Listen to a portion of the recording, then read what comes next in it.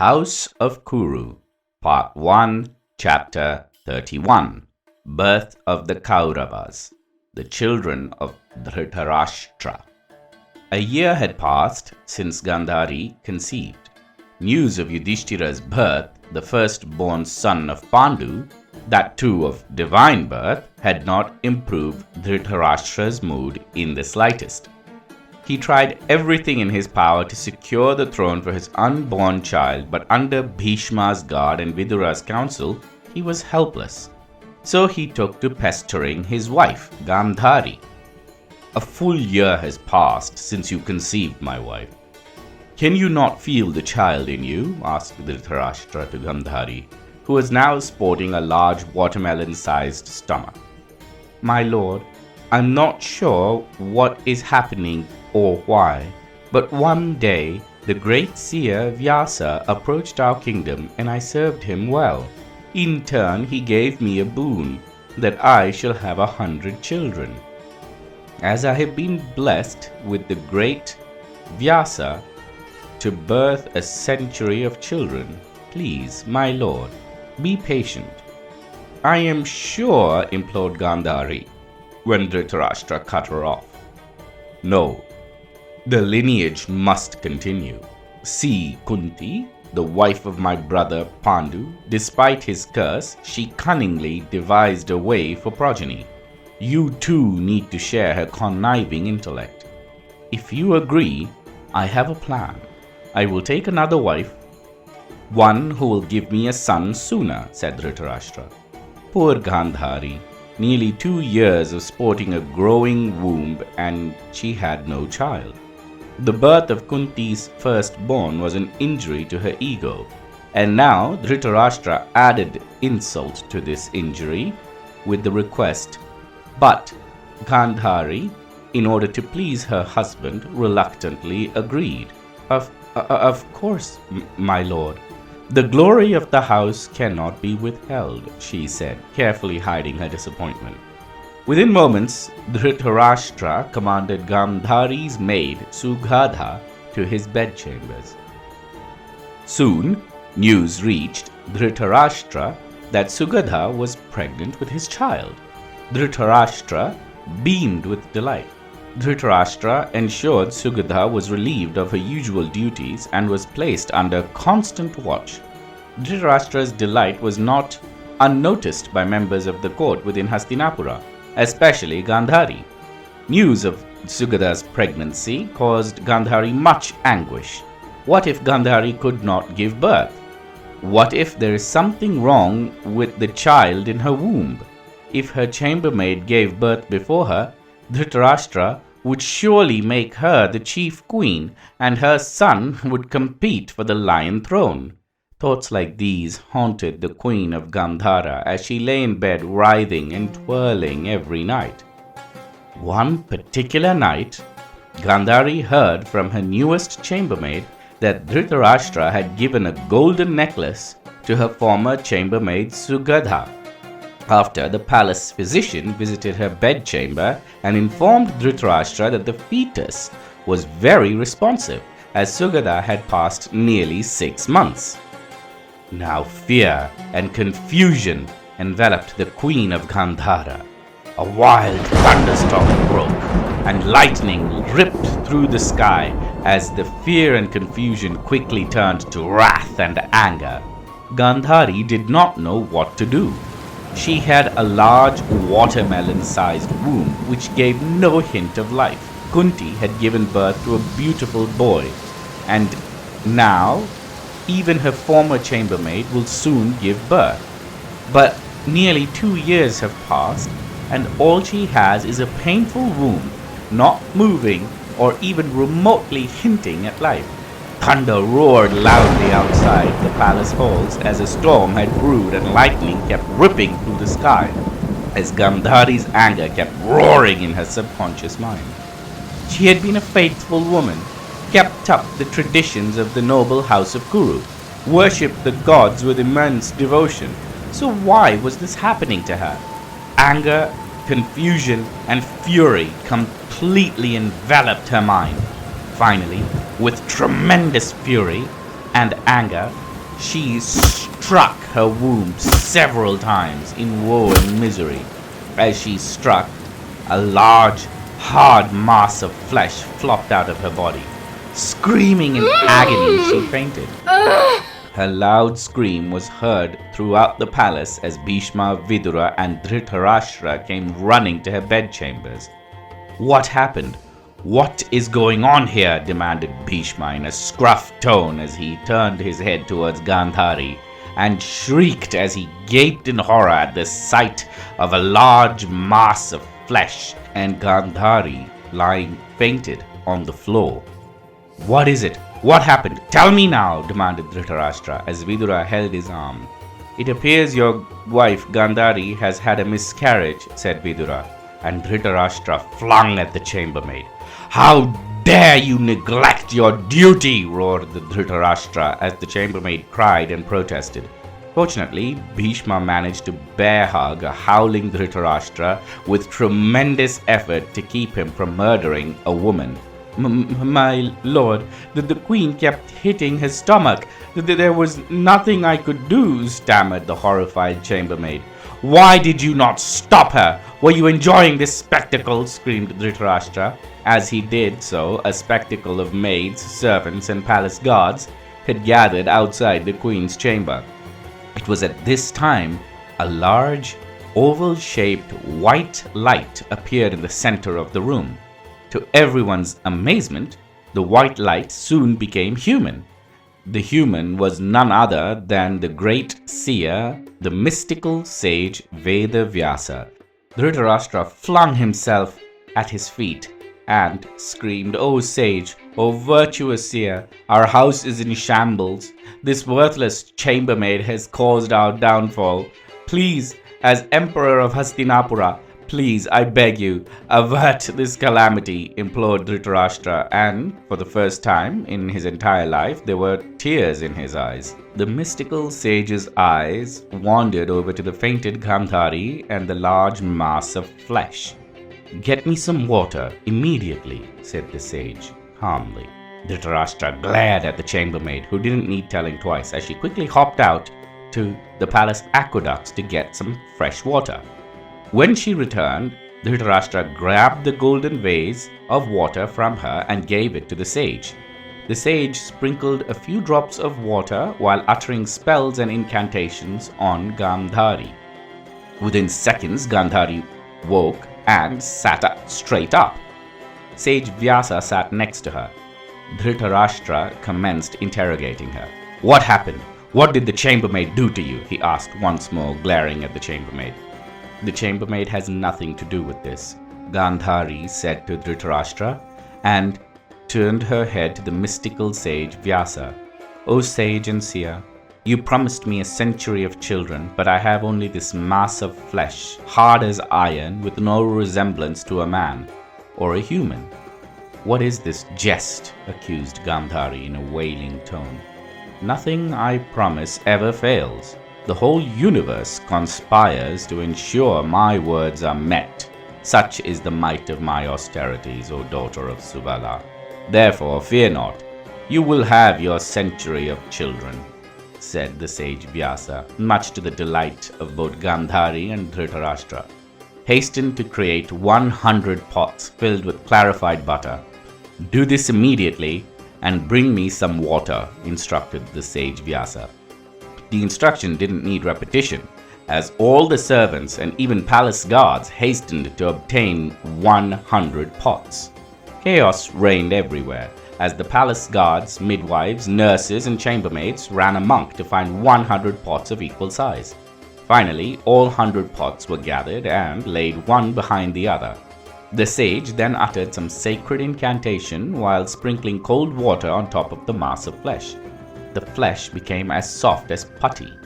He then instructed that a gooseberry size of the flesh was to be taken from the mass and placed into each of the pots filled with clarified butter. Dhritarashtra was the first to obey. He approached the large mass of flesh, scooped a small amount just a little bigger than the size of his palm, and rolled it into a ball the size of a gooseberry and placed it into the first pot and, as instructed, added a few drops of water, into the clay pot. Within seconds, the pot began to tremble and shake and roll. Dhritarashtra looked with concern to the sage Vyasa, who just nodded, and soon all the servants in the house of Kuru began to repeat Dhritarashtra's actions. And soon all the 100 pots began to rumble and shake. But there was still a small mass of flesh left. Dhritarashtra then made a makeshift pot with a vase and added some clarified butter into it and placed the last small ball of flesh into it. Now he had 101 pots, filled and instructed by the sage, and he waited. Hours turned to days, and days turned to weeks. Months later, each pot had its own heartbeat. The sage Vyasa had given strict instructions to never open the pots until the pots break open on their own. Not wanting to take any risk, Dhritarashtra ensured only his most loyal and trusted members of the king's guard were allowed to watch over the pots, and not the usual soldiers who guarded his palace. The members of the king's guard would patrol up and down across the 100 pots. Bhishma himself would check the status of each pot every morning to ensure that all is well. One day, at midnight, when the moon was in the Magha constellation in the house of Leo, the braying sound of donkeys, raven, and jackal filled the palace halls. Vidura held a very worried look.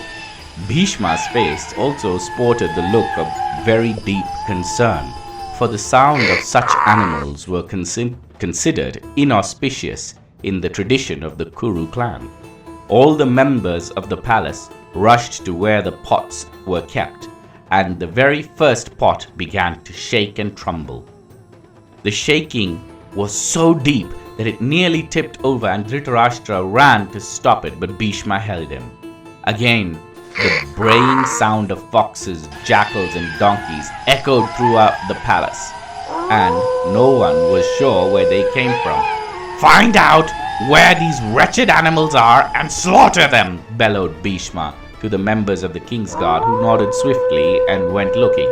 Now the first pot was shaking back and forth when ravens, bats, and crows flew over the pots. And once more everyone was in shock as to how these creatures made it into the palace, let alone the nursery. The entire day was filled with bad omens, and once more, for the third time, and even louder than the first, the braying of jackals, hyenas, foxes, and donkeys echoed so loudly that everyone, including Gandhari, Bhishma, Dhritarashtra, and Vidura, placed both their hands on their ears and knelt down. Just as Bhishma and Dhritarashtra knelt down, the first pot tipped over onto the ground, and a naked, bloody baby flopped out of the pot and screamed. Dhritarashtra ran toward the sound of the baby and picked it up. The palace chambermaids and nurses all hurried behind him and began to pat dry the baby with silken clothes. Dhritarashtra had tears in his eyes, but both Vidura and Bhishma had worry and concern in their eyes. "Dear brother, since this morning the winds blew in the direction of inauspiciousness. The braying of jackals and hyenas are considered the worst of all omens. We do not know how raven and crows made it into the palace, let alone the nursery. Brother, all these signs and omens indicate that the house of Kuru will be destroyed by this child. He will bring ruin to our house and destroy us. So please, I implore you, kill this child. Put him to death. You have 100 more, warned Vidura, Dhritarashtra's younger brother. Dhritarashtra was crestfallen. Why does everything go wrong for him? He wondered silently as he thought over what needs to be done. The little baby was cooing now and looking curiously at him and everyone else. "Listen to me, brother. I have studied the scriptures. I have learnt astrology. Kill this child, or else it will ruin the noble house of Kuru," said Vidura, no longer in a tone of imploration, but one of great urgency. The baby was very cute, and it just managed to grab Dhritarashtra's index finger with all its fingers. and Dhritarashtra's heart melted. No one will slaughter an innocent baby, not in my kingdom, nor in any across the land of Bharata, let alone one who is the son of an emperor, said Dhritarashtra, as he hugged the baby tightly, while Bhishma reluctantly nodded. The nod was all he needed. Dhritarashtra himself took the baby to the royal nursery where every possible delight awaited it. The royal nursery had little toys, baby cots, silken sheets, anything for a baby one could think was present there. Gandhari swelled with pride and accomplishment, followed Dhritarashtra. Amidst all the commotion, Vidura approached Bhishma. Dear grandfather, these omens, the braying of the wretched animals, said Vidura when Bhishma cut him off. Do not pester your mind with such superstitions, Vidura. A child is no threat to the house of Kuru. It is rearing the child which determines its future, not the braying of some beasts, said Bhishma. Though deep down in his heart, he too had concerns for the noble house of Kuru. The baby was pampered beyond imagination, fed with the best fruits, honey, and curdled milk and butter. Within a month, Dhritarashtra's mistress, Sugadha, gave birth to another boy. Dhritarashtra almost pranced in joy upon hearing the news. He rushed to the birthing rooms and held the newborn with much joy and affection. The birth of Sugadha's child ensured the prospects of the chambermaid. Astrologers were consulted upon the timing for the birth, and unlike Dhritarashtra's firstborn, the child of the chambermaid was born with auspicious omens. The astrologers suggested the name Yuyutsu, a strong regal name which Dhritarashtra happily accepted. As he was the son of a chambermaid, a large naming ceremony was not organized, and the name Yuyutsu was accepted on the very day the child was born. Within weeks of Dhritarashtra's firstborn and the birth of Yuyutsu, the second pot began to shake. No ill omens were heard, and a healthy baby boy broke out of the clay pot. As the weeks passed and pots began to break and baby boys crawled out, Dhritarashtra was over the moon. With 100 sons, he could not be happier. The last pot, which was a makeshift vase, finally broke free, and a beautiful baby girl broke out of it. Now Dhritarashtra had it all: a large empire to rule over, 100 sons to ensure his dynasty lives on, and a little girl who was the icing on top of all his wealth. The naming ceremony for the sons of Gandhari was organized with much pomp and joy. Everyone in the kingdom were fed and watered. Expensive gifts were donated to the poor, and priests and astrologers were called upon to give names for each of the 100 sons of Dhritarashtra. The firstborn shall be called Suyodhana, said the chief astrologer, who analyzed the birth chart with tremendous effort. The second child born to Gandhari and Dhritarashtra will be called Sushasana, and the third, as the astrologer continued to name each of the 100 children of Dhritarashtra. Gandhari, Dhritarashtra, and Bhishma swelled with pride as each name was uttered. O mighty preceptor, you have delighted me with the tales of my forefathers. Truly, I am indebted to you, said Janamejaya to his royal sage Vaishampayana. Listen to me, O king. No story of Mahabharata is complete without the recitation of the birth of Lord Krishna, the God incarnate of Mahavishnu. Listen now, and I will impart to you the wonderful tale of magic and might of the great god Mahavishnu and his descent to earth for the benefit of all mankind to crush evil, said the royal sage, which delighted the king Janamejaya even more. I hope you liked today's episode of The House of Kuru. If you have not already, please subscribe to this channel and like this video so that you will be notified every time a new video is uploaded. Thank you.